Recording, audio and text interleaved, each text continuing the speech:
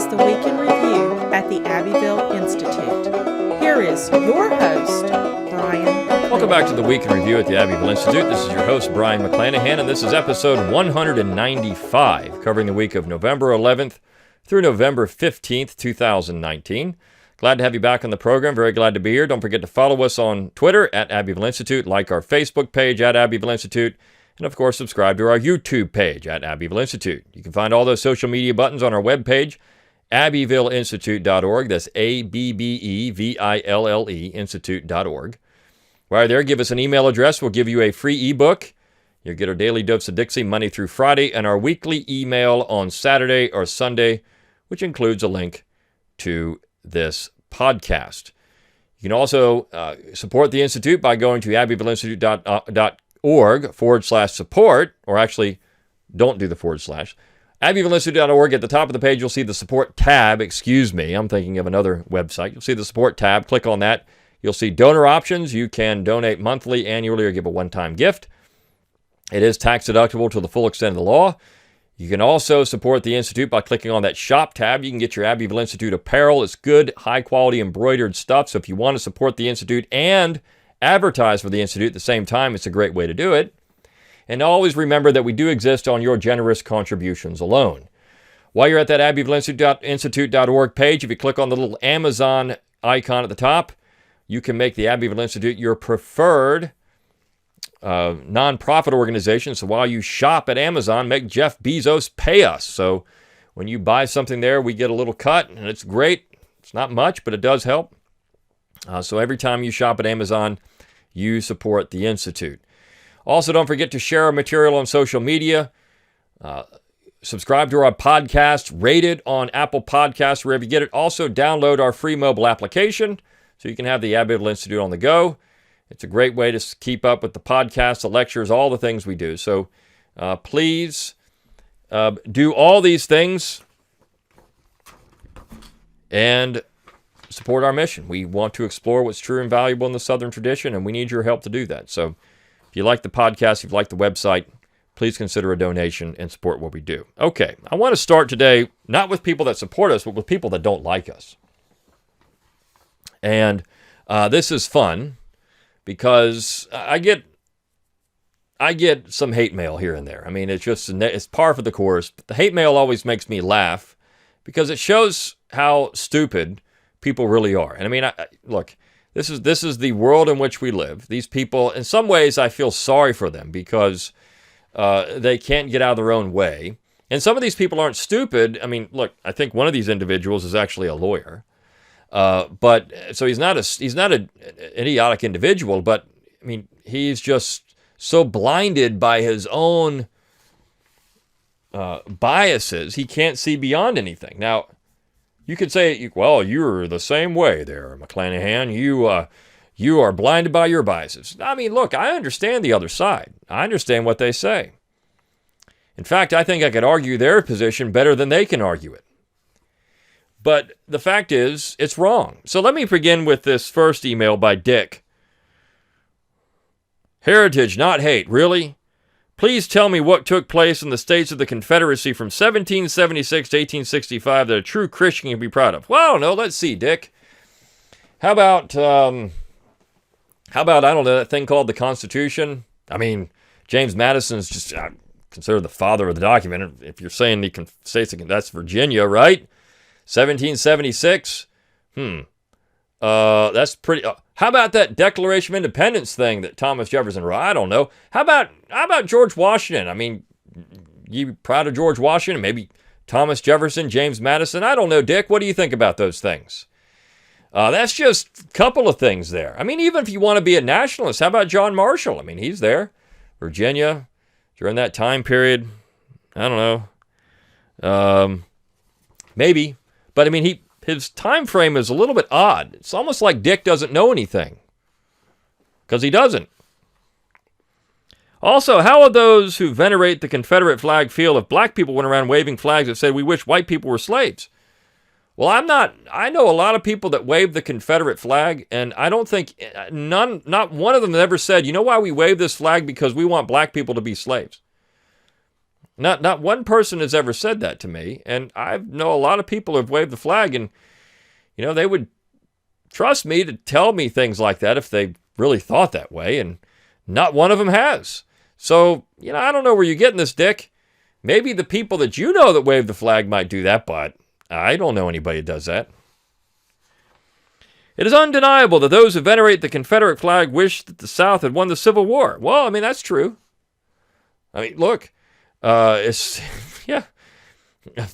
probably pretty true. And if that had happened, blacks in said states would still be subject to the most heinous system of chattel slavery in the history of humankind. Really, Dick? In 2019, you think that would be the case? And the most heinous system of chattel slavery in the history of humankind? I don't know. Maybe Fogel and Engerman and Eugene Genovese would have something to say about that. I mean, so you're saying that the system of slavery in the South was worse than human sacrifice of the Aztecs and the Maya? That's saying something. Or, the poor treatment of Roman slaves who were forced into gladiatorial contests to fight animals or die. I mean, that's saying something. You're saying that the system of slavery in the South was that? Wow. That's not some history that I'm aware of. I mean, I wish Dick could show me that book that shows that. I mean, I've read Eugene Genovese and Fogel and Engerman, Time on the Cross and Roll Jordan Roll, and I can't put my finger on the chapter that talks about gladiatorial contests and human sacrifice. But maybe, I'm sure it's there. I just missed it. Maybe Dick could enlighten us on how that's in the book somewhere. I'm sure he's read those books cover to cover several times, so he could probably point it right out to the page and show me the evidence that actually happened. And before you dispute this, I refer to the founding documents of the Confederacy and to the never-ending reign of terror that the survivors of the war subjected blacks to after the federal troops left. Okay, so you're saying that, but this is heinous slavery, but that's after the war, so they weren't slaves anymore. But I mean, which one is it? Is it slavery that we're talking about, or is it the Reconstruction period and then the 1890s we're talking about? I mean, which one is it, Dick? I need to know this. So I'm confused now. I mean, I wish you would make yourself clear here. I was born in 1950 in the Deep South, he continues, and have seen things so mean and hateful they would make a brass Buddha kneel down and cry. Well, but I thought you were a Christian, but yet you're bringing up brass Buddhas. I mean, do you worship a Buddha? I'm confused about Dick here. I'm not getting what Dick is. I'm really confused about this. The symbolic speech of every Confederate flag is, "We wish black people were still slaves. There is nothing in the life experience of the South that refutes this sad and ugly truth." Oh, yeah, nothing. Nothing. That's what everybody does when they run around the flag. Isn't that true? I'm sure everyone listening to this podcast right now that has a Confederate flag, I mean, this is what they actually think. I mean, all the people that have told me this throughout their lives, which is zero, I mean, I'm sure, I'm just missing this. I don't know, Dick. Maybe you're onto something. And then you got Chet. Old Chet. Chet says this: "I have one simple comment." And then it's like a paragraph. So, wait, I thought you only had one comment, Chet, but you've written me a paragraph. "I have one simple comment. Why should we be in support of an army and its military personnel, regardless of each individual's personal intent or reason for fighting, when it simply boils down to an act of treason against one's own country, period?" Well, I thought that was a question, not a statement. So, but was it a comment or a question that you're asking, Chet? So why should we be for that? Because these people didn't commit treason as one of the pieces. I do these two pieces because, of course, they segue into something we talked about in the week, but because Confederate soldiers didn't commit treason, Chet, even people that are against the Confederacy have admitted that it's really a gray area there, Chet, and there's not a whole lot of evidence that they did. So then Chet continues. I thought he had one comment, but now it's another comment. "I served as a 6-year combat Marine and find this act reprehensible." I don't even know what act he's talking about. I guess the act of fight of the war. "And antithetical to the very notion of a union. As such, in part derived from the principle that all men are created equal. They aren't heroes, they're scoundrels." So there's a run on here. "They aren't heroes, they're scoundrels, undeserving of any recognition of any sort whatsoever." So where in the Constitution does it say that all men are created equal, Chet? Look, maybe you could help me out on that one, because I'm confused about that one too. I've read the Constitution, I don't know, maybe once. Wrote a book on it. Can't find that in the Constitution, that it says all men are created equal. Notion of union as such in part derived from the principle that all... Well, I know where that comes from, Chet. It comes from Lincoln, who invented that the Constitution somehow put that there, and that was a part of the Union. As Gary Wills, who's by no means a pro-Southerner, said, Lincoln revolutionized the Revolution. He made it up. Gee, Chet. A notion of a union. So when you fight the notion of a union of what, Chet? A union of what? A union of people? No. A union of states, Chet. Put them in a museum if that will make you happy. Why are you attacking me, Chet? I mean, if that will make me happy? Well, they're already in museums, Chet. We already got stuff in museums, but we've got these monuments that were built by the people of the states, the people of the cities of the states who wanted to honor the hundreds of thousands of Southerners who are pushing up daisies, and their devotion to a cause, their sacrifice. I didn't put them there. I think that they deserve to stay, and I think that they are a symbol of Americanism, which is duty, honor, sacrifice, republicanism with a lowercase r, federalism. Yeah, Chet, I think those are pretty good things we should hang on to in America. And, these Southerners really embodied those things. These are heroic people, facing tremendous odds. No different than the Patriots who fought against the British in 1776, Chet. But I guess the Marine Corps didn't teach you that. I don't know. Probably not. But not on the streets of the very nation for whom they fought against. Well, I mean, they're in the streets of the South, which was their nation, so they weren't fighting against Virginia or South Carolina or Georgia or Alabama or Florida or Mississippi or Texas or Louisiana or Tennessee. And they weren't fighting against those, Chet. Arkansas. And a lot of these things are in cemeteries too, Chet, where you have dead men, honoring the dead there. And I don't know, there's something to that, right? And the fact that these memorials are put up all over the North too for the dead who fought in the war. I mean, I don't know, Chet.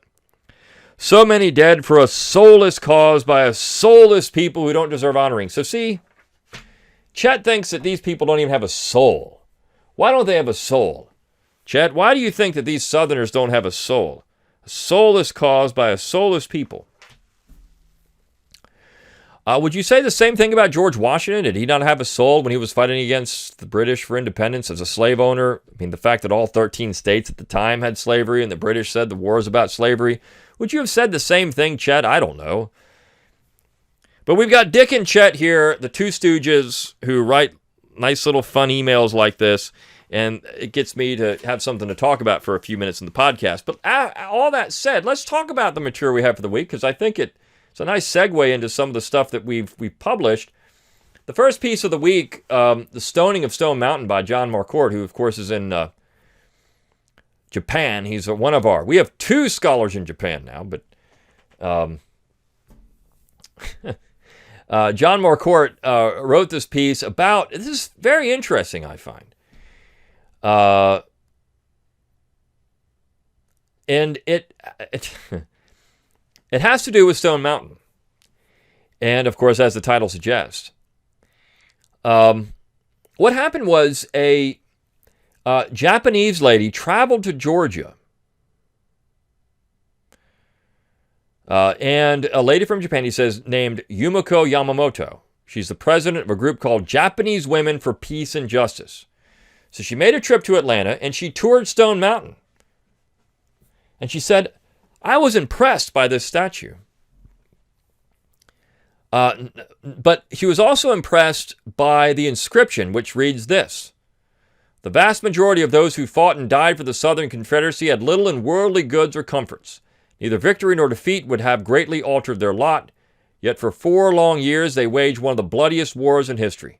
They fought for a principle, the right to live life in a chosen manner. This dedication to a cause drove them to achieve a monument of greatness which endures to this day. So he says, Miss Yamamoto gave a talk about her experience after she returned to Tokyo the following month.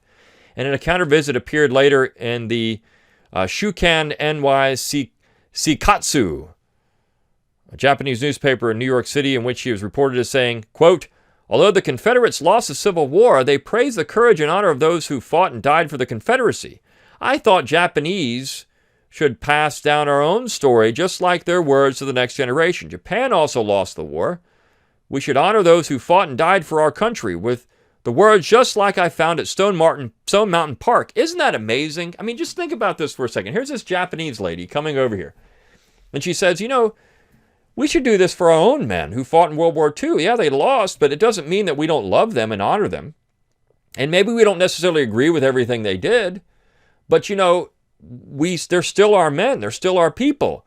And we should be honoring them, not buying into the American imperial position that these are all bad guys. And we know the Japanese were pretty rough, extremely rough on Americans. And you have Marines and men in the Army who, of course, were imprisoned by the Japanese during the war, who have said, I wish we dropped 10 atomic bombs on the Japanese. So you have a lot of hatred there because of the treatment of American POWs and other things. But on the other hand, Japanese themselves should be able to honor their own people.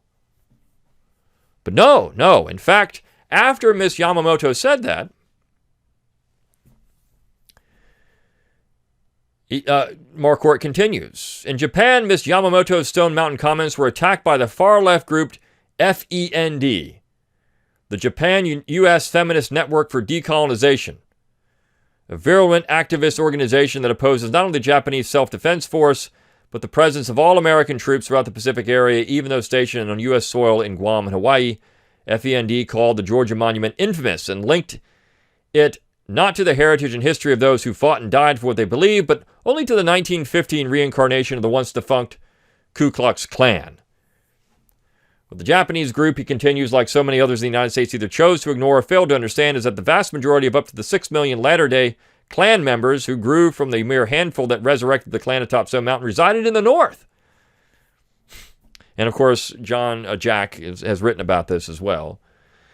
But I love this because here it is. You have this Japanese woman and finding value in the Southern tradition. This is where the Southern tradition is so important.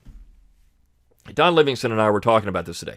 What is it about? This is why our slogan is, what's true and valuable in the Southern tradition? That someone from Japan could find value in the Southern tradition.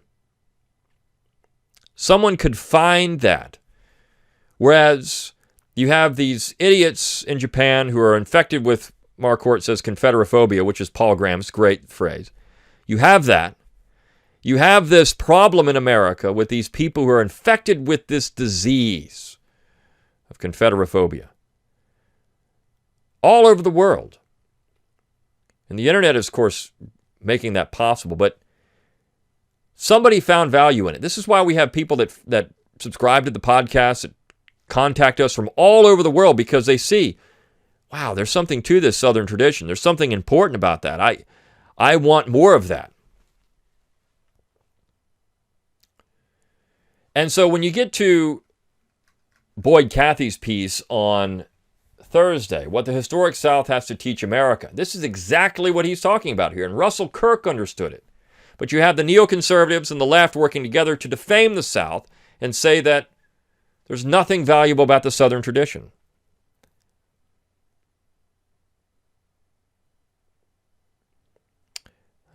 It's just the South is the problem. The South is always the problem. And you can't promote Stone Mountain because that's a bunch of traitors. But someone like Russell Kirk found value in the antebellum South. And to answer Dick, when he says, what can a Christian support in the South? Well, this is what, a conservative like Russell Kirk had to say about it.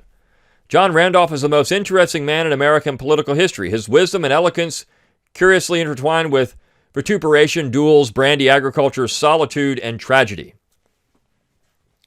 Through Calhoun, Langdon Cheeves, and many others, Randolph's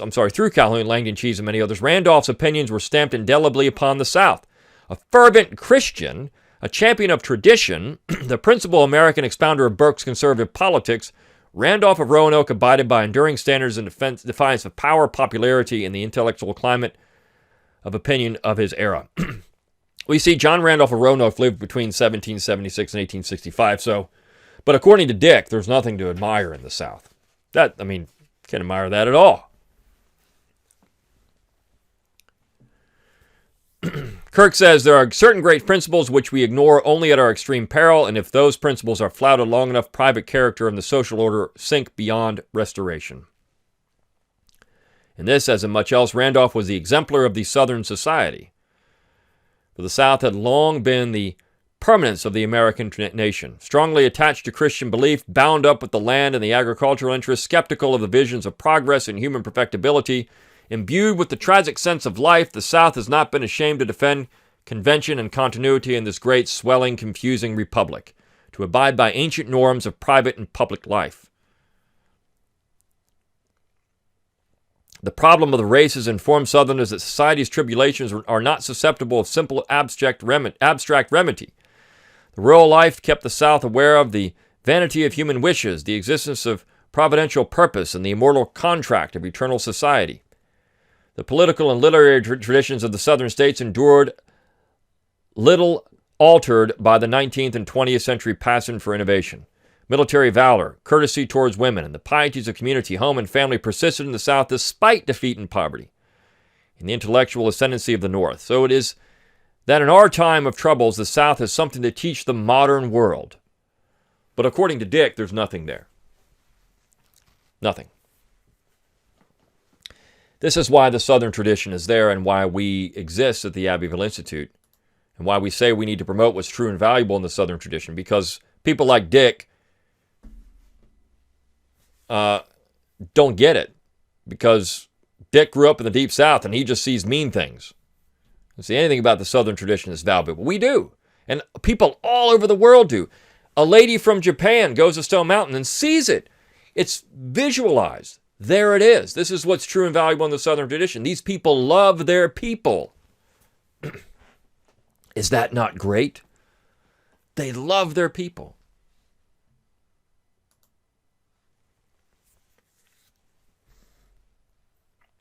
And so when you talk about a love for people in Southern literature, two other pieces of the week, Phil Lee's Confederates Were Not Traitors.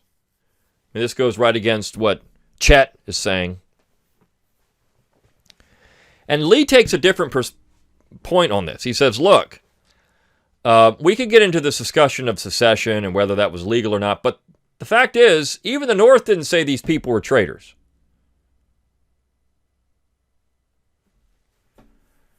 He says, on Christmas 1868, President Andrew Johnson granted all former Confederates a full pardon and amnesty for the offense of treason against the United States, after having granted the pardon to most of them at various times between May of 1865 and Christmas 1868. Significantly, the Supreme Court's 1866 ex parte Garland ruling concluded that a full pardon granted the legal status of innocence to the offender. In other words, as he continues, it's like, there's no case to be made for treason because the court has said, once you give a pardon, it never existed. Justice Stephen Field said, when the pardon is full, it releases punishment and blots out the existence of guilt, so that in the eye of the law, the offender is as innocent as if he had never committed the offense. So these people can't be traitors because they've been issued a full pardon and recognized as American veterans.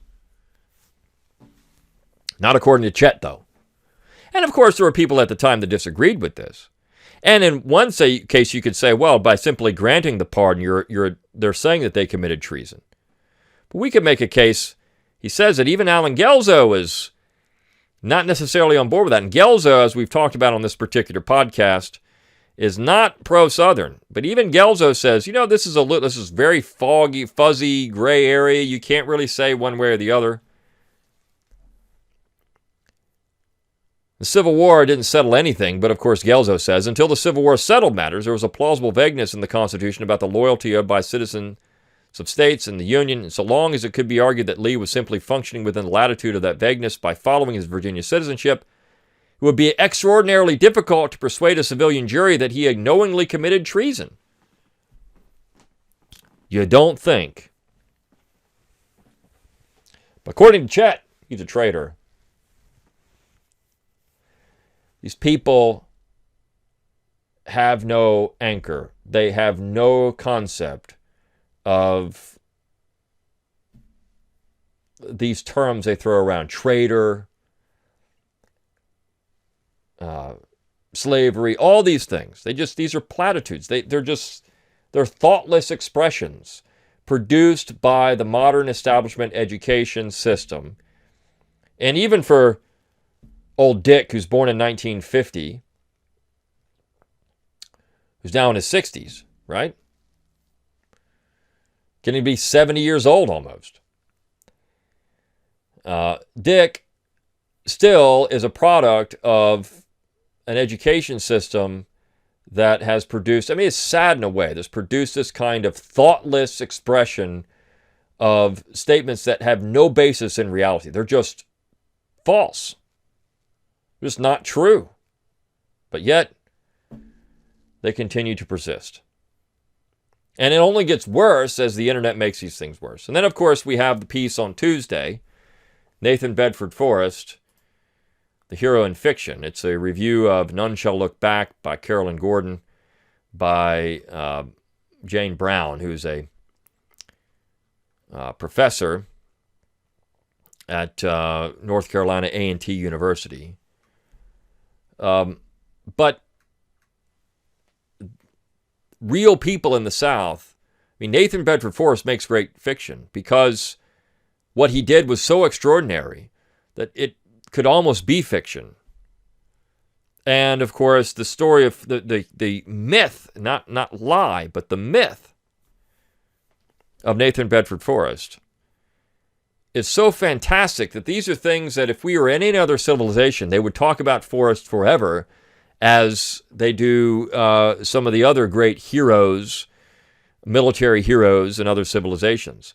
But of course, because Forrest is now tainted by political correctness and other things, you can't talk about him anymore. What we can talk about, though, are fake instances of history, like Harriet Tubman. We've got a new movie coming out about Harriet Tubman, which I'm sure is just going to be so historically accurate. We just could not get over, as historians, talking about how this thing is just accurate to it's just accurate to the letter. Of course, I'm kidding. But this is a piece that's interesting because it doesn't rely on criticizing Tubman and her activities in the South. This comes from Canada. And it's Bernard Thorsam, and he says, Mike Hudson was an investigative journalist for the now-defunct Niagara Falls Reporter in 2014 and looked deeply into the city plans to erect a monument to the largely mythological Underground Railroad of the mid-19th century. Hudson wrote in August 2014 that, quote, City Council approved spending $262,000 to dedicate a park and erect a statue to a woman who, by all accounts, never set foot in Niagara Falls, Harriet Tubman. The city's actual role in the Underground Railroad movement is a speculative one. A study conducted by the city's Underground Railroad Commission in conjunction with Niagara University was unable to identify a single site in the city with any indisputable connection to the Underground Railroad. So they're going to build a monument to a woman that never even set foot in the city. Mr. Thorsam concludes, what Hudson's research revealed is how the city and state governments often willingly engage in what is best termed historical fraud for the purpose of attracting federal grant monies, and above all, tourists. This will not bode well for the latter, misled by the inaccurate displays masquerading as history. Well, we're going to tear down monuments that people want to come from Japan to see. I told the story about somebody who contacted me about some Chinese businessmen who came to the United States in Texas. All they wanted to see was the Robert E. Lee statue. This is amazing. This is back in the early 80s. And China had almost been completely closed off to the West at that point. They had no idea where Texas was, but they knew about Robert E. Lee. You see, people don't go to the North to look at northern monuments, but they do come to the South and they want to look at this civilization that they see is so alien to today. They want to look at plantation homes. They want to look at monuments. They want to see the Confederate South. This is what they want to see. This is the tourism. Because it's charming. It has something to offer. And when you start making these things into politically correct crusades for social justice, well, then people are turned off and they stop visiting. The left can't figure this out yet. They haven't figured this out yet. They think, though, well, if we do this stuff, we're going to get more people. No, you probably won't. You'll probably get less. So then he quotes the entire, well, not the entire article, but much of it. And I'm going to read this because, again, this gets into the stupidity of people like Dick and Chet. Tubman Myth central to DeSantis' plan for future. In one media account last week, it was reported that city planner Tom DeSantis would love to have a sculpture of Harriet Tubman standing outside the city's new train station, an Underground Railroad Interpretive Center, the latter being a monument to a history you can't find in any history book. Why Harriet Tubman? DeSantis didn't say, but it doesn't seem to be a big stretch to honor a history that never took place with a largely mythological figure who made her living telling tall tales about herself to gullible audiences predisposed to believe anything she said. There was but one reference anywhere to anything allegedly happening in what is now the city of Niagara Falls. And that one reference comes from Scenes in the Life of Harriet Tubman, a brief narrative written by grade school teacher Sarah Bradford. It is often referred to as Tubman's autobiography. According to one paragraph in Scenes of the Life of Harriet Tubman by children's book author Sarah Hopkins Bradford, Tubman accompanied a relative on a train that crossed the suspension bridge near where the Whirlpool Bridge stands.